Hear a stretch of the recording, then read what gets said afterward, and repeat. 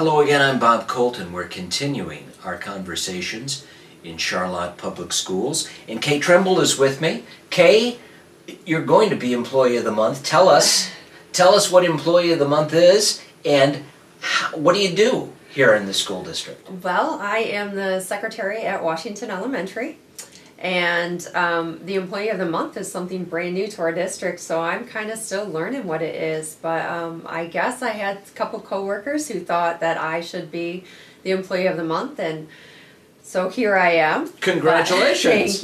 Thank you. So tell us what you do every day. Oh, it depends on the day. As a secretary, there are so many things that we do.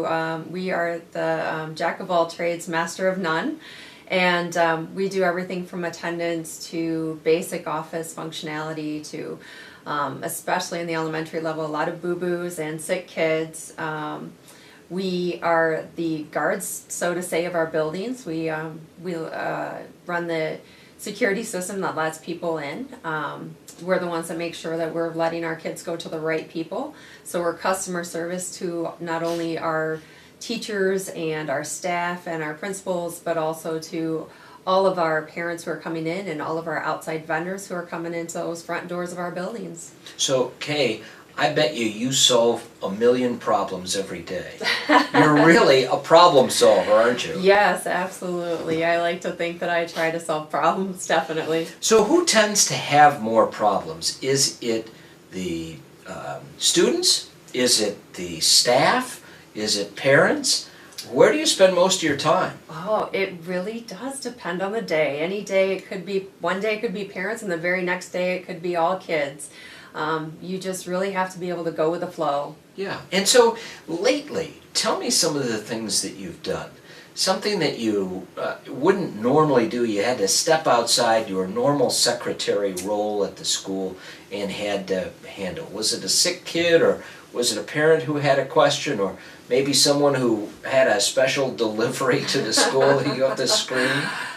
Gosh, that's kind of a tough one. Every day seems like I deal with something outside of the box. Today's was a delivery from Kraft. We had those dinner kits come in, and I was thinking, what am I going to do with the 60 dinner kits? That's, not enough for 400 families that we have, but it's definitely too many to just hand over to somebody. So we're looking at some different ways to use 60 Kraft dinner kits. But I would imagine that people think, oh yeah, there's a principal at a school, and of course there are teachers, but they often don't think of the secretaries who do a million things in a day, and that's just one example. Yes, it is. Yeah. So talk about the kids now. You had mentioned that a kid might be sick or come to the office. You probably don't deal with all the kids, but if there's some sort of problem, you might be involved. Yes, definitely. If they're sick, actually the first call is, if it's not the custodian to come help clean up, it's me. And we, depending on the situation, immediately get on the phone to the parent. If it's an injury, we try to tend to it with our first aid training that we've been given. Or if it's an illness, then we try to make sure that they have a comfortable spot until their parent can come. So it can be as simple as, here's a Band-Aid for your boo-boo, to, oh my goodness, this child is running a fever, we need to get them home immediately. Yeah. So you're almost doing triage for all of these things, making judgments about what has to happen next. We are. Sadly to say, we have had a couple major injuries, and we do a little bit of triage until we can get the parents there where they can get the professional care. And so parents must really appreciate you too, because you're a contact with the school.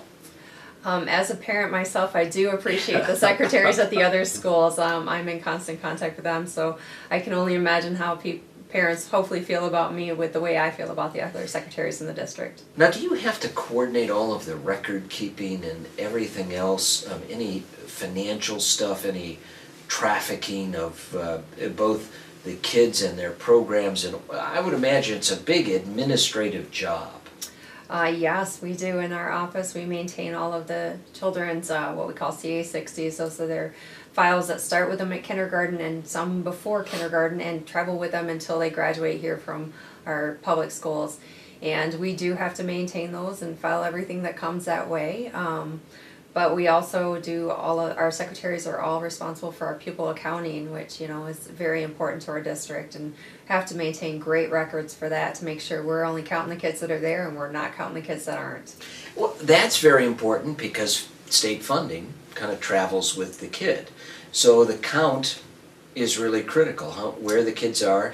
Is there anything you do to make sure that they show up? That would really make you a valuable employee of the month. We do lots of reminders to the parents, like we did a Honeywell the night before just to remind parents that the next day was going to be count day and how important it was to have the student there and on time. And if they weren't going to be there, to contact our office so that we could make arrangements for them to be counted. So you're kind of like a communication, cognate of all of these things. You have to traffic a lot of communication, both from other staff members who might work in the district and all of the kids. And so what do kids and parents really need to know about schools or the school that they go to? They need to know that it's a welcoming environment. That's a big key thing, is to make sure that your families feel welcome the minute they walk in that door until the minute they walk out that front door. If they don't feel welcome, they're going to want to go someplace else. So that's really key to making to communication. And if they don't think they're getting all the information, you're going to hear about it as the secretary. Yeah. So you make sure that information gets to them, whether it's as simple as tomorrow's count day or we're having MEEP this week. Those parents really want to have that information at their fingertips. So we try to provide that information through communication, whether it be email or phone calls or posting it on our bulletin boards or posting it on our website. We make sure we get that information out there. So I would bet that you can never plan on what you're going to do in a day because it just drops on you. That is true. You have to be able to juggle priorities to be able to be a secretary in a school, or else you're just going to fall on your face. Yeah. And so at your school, how many kids go to the school? Currently at Washington, we have 344. Well, that's a pretty big population. It is. Those are a lot of files to track and real breathing bodies to help coordinate. Absolutely. And so what sort of needs do the kids have? You're always there to support the teachers and the principal, other administration folks, but what kind of important information do people need to know about the kids, or do you have a goal to communicate and share? Kind of caught me on that question. Well, it's if you think about everything that you do in a day, is there some way that you make it easy for people to understand what you do or how important it may be out there? Because a lot of parents rely on you as really being a communication source. So is it an administrative position, or is it a communication position, or is it both? And what do you hope that parents take away from it? Oh gosh, it's definitely both. It's important to keep track of all those kids, but it's also, like I said, if you don't have the communication with your parents, you're going to have a lot of problems, not only in the office, but then in the classrooms and then in the district, and it just keeps growing. But it's the same token, you have to have that administration piece, because if you're not keeping track of your kids, you're not knowing where your funding's coming from, where these kids are, and so it's definitely both. I would imagine, though, you're a pretty vital source of knowledge. So people say, hey, I don't know, let's call Kay. And they contact you. And so how do you keep up on everything? What do you have to do extra? A lot of research. So if you don't know the answer, you haven't learned the answer in your years of experience in the office, you keep calling, because if I don't know it, one of the other secretaries does. If they don't know it, well, definitely our central administration does. So you just keep making phone calls till you get that answer, and then most of us are able to lock it away in our little filing cabinets in our brains for later use. Pull it out when you need it. Exactly. Right? Okay, so tell us a little bit about you. How did you get to this job? Funny story. I'm actually a parent here in the Charlotte district, and I was a parent at Washington for almost 10 years, and I was very active in the PTO. And when our secretary, who had been there for all the years I had been there as a parent, was retiring, she said, you know what, Kay, I think you'd be a good fit here, because I was hanging around so much, doing so much for the PTO. It was like I was already there. So I put in my application, and lo and behold, here I am today. Well, that's great. So you were actually an engaged, involved parent. Yes. And so the secretary position for you is kind of normal. It's what a parent does all the time in working with kids. It is. You play mom to all of those kids. So you have to use those mom skills and figure out when they're telling you the truth and when there's a little fib, when they're really not feeling well, as opposed to when they just want to go home to their own mom. Yep. Okay, so definitely. you said use those mom skills. What kind of mom skills do you have? There's the simple, making the boo-boo feel better when you know they're okay, but they don't believe they're okay until they have that reassuring assistance from the mom. Those magical Band-Aids that we give out a lot. Magical ice packs for those boo-boos that aren't really there, but they feel a lot better once they get that ice pack. Knowing when a student is truly ill versus they just want to get out of school for the day, and encouraging them that they can make it through the day, that they will feel better, and that school will, be here for them the next day, and how much fun they're going to miss if they're not there that day. So what do you do? As a parent, do you know how to communicate with them and ask the right questions? Is that a big part of the job? It is a big part, but communicating with, they're all little individuals, and it's so different than communicating with your own children. And after a while, especially those kiddos who are with you from kindergarten through 3rd grade, you get to know them, you get to know their personalities, and you get to learn this is how you deal with certain students, especially in certain circumstances, if they come visit you often. So, as Employee of the Month, a new kind of thing in Charlotte Public Schools that is coming up as a designation, do you have kind of a work philosophy? Is there something you think about, gosh, I have to do this today, or here's what I'm trying to accomplish in my work life every day, or some sort of general job philosophy?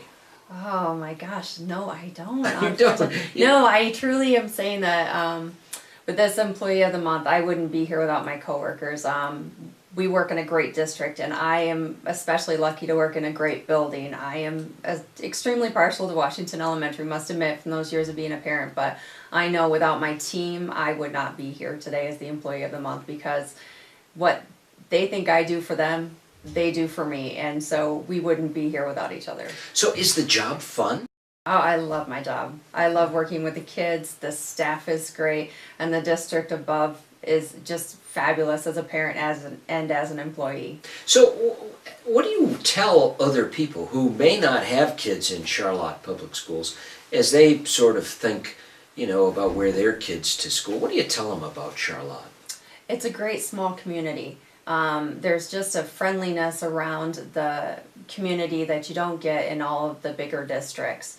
The teaching staff is very friendly, they're very personable, and again, it's communication. We have great communication here in Charlotte Public Schools, and that's one thing I'm proud of as an employee and proud of as a parent, because I know what's going on in my children's schools, even though they're not at Washington anymore, and I like to make sure that my parents at Washington know what's going on within our school. So your own kids have kind of left you behind, and that's a good thing. I always say that my kids have all left elementary school and left mom there.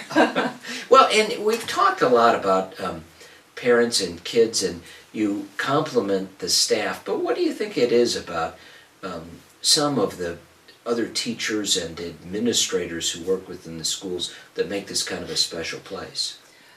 Their listening ability, because so much of our lives revolves around communication, not only as school district employees, but in our own personal relationships, having listening skills in order to have great communication. So the ability to listen to each other and then to communicate openly, I think, is a big thing that all of our district has, and our staff is really great at. Well, Kay, thank you for being with us. Congratulations on Employee of the Month designation. I'm Bob Colt, and we'll continue our conversations in Charlotte Public Schools.